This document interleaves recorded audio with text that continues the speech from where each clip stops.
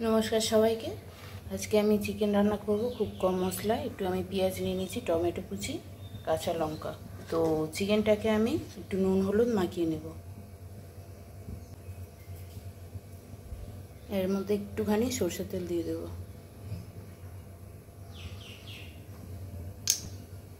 एटाके आमी माखिए नेब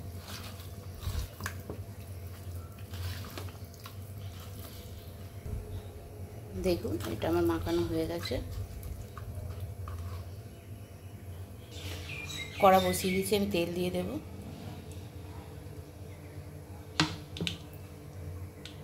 যতক্ষণ আমার তেলটা গরম হয় ততক্ষণ আমি একটা মশলা বানিয়ে নেব মশলার মধ্যে আমি একটু হলুদ দিয়ে দেব আদা রসুনের উপর আমি একটু হলুদ একটু জিরে ধনে গুঁড়ো দিয়ে দিলাম দেব লঙ্কা গুঁড়ো लंका गुड़ो दिए दिलाम और 1 चामच काश्मीरी लंका এটা আমি জল দিয়ে মশলাটাকে একটু ভিজিয়ে রাখবো তেল আমার গরম হয়ে গেছে আমি মাংসগুলো দিয়ে দিচ্ছি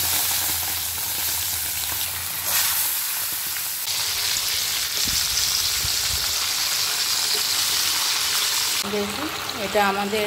হাফ ফ্রাই হয়ে গেছে एर मध्य आमी गरम मसला शुकनो लंका दुটো तेजपाता এই তেলেই দিয়ে দিলাম আর দেব পেঁয়াজ কুচি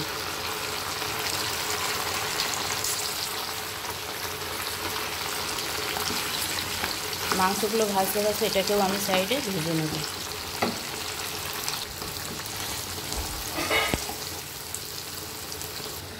এর মধ্যে কেটে রাখা টমেটো আর কাঁচা লঙ্কাগুলো আমি দিয়ে দিলাম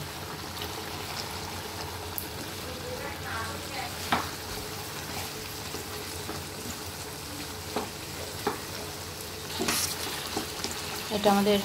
2 মিনিট মতো হয়ে গেছে এর মধ্যে আমি মশলাগুলো দিয়ে দেব যে মশলাটা আমি ভিজিয়ে রেখেছিলাম ওটা দিয়ে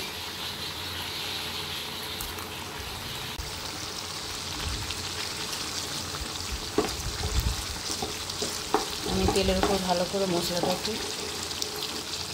2 মিনিট মতো নাড়িয়ে নিই তারপর মাংস কটাকে একসাথে পাক করে নেব মাংসে যেহেতু নুন দেওয়া তাই আমি অল্প করেই নুন দিলাম মশলার মতো এবার আমি মাংসটাকে পুরো মশলার সাথে ভালো করে কষে নেব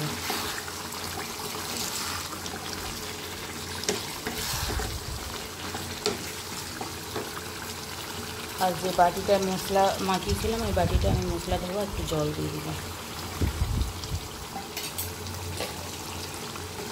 এটাকে আমি ভালো করে কষে নেব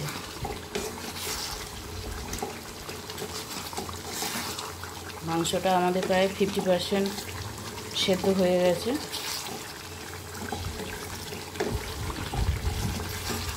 কষতে কষতে আর একটু হয়ে যাবে আর সামান্য একটু জল দেবো কষে নেব 2 মিনিট মতো আমি ঢাকা দিয়ে দিব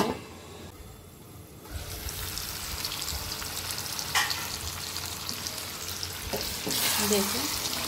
এটা আমাদের প্রায় কষা হয়ে গেছে আমি একটু জল দেবো কারণ 70% কুক হয়েই গেছে তো এইভাবে রান্না করলে মুরগির কিন্তু আঁশটে গন্ধ মাংসের একটা আঁশটে গন্ধ থাকে সেটাও থাকে না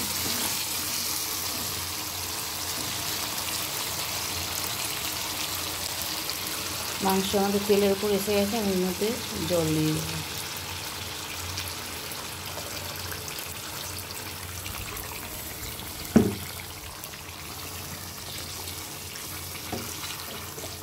দেখুন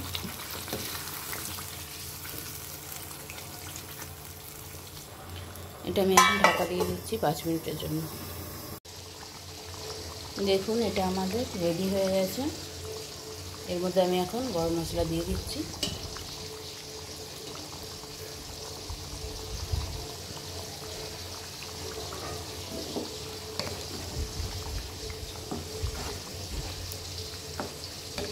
আর কেউ চাইলে পুরো ঝোলটা মেরে নিতে পারে কষা কষাও বানিয়ে নিতে পারেন আমি একটু রস রাখলাম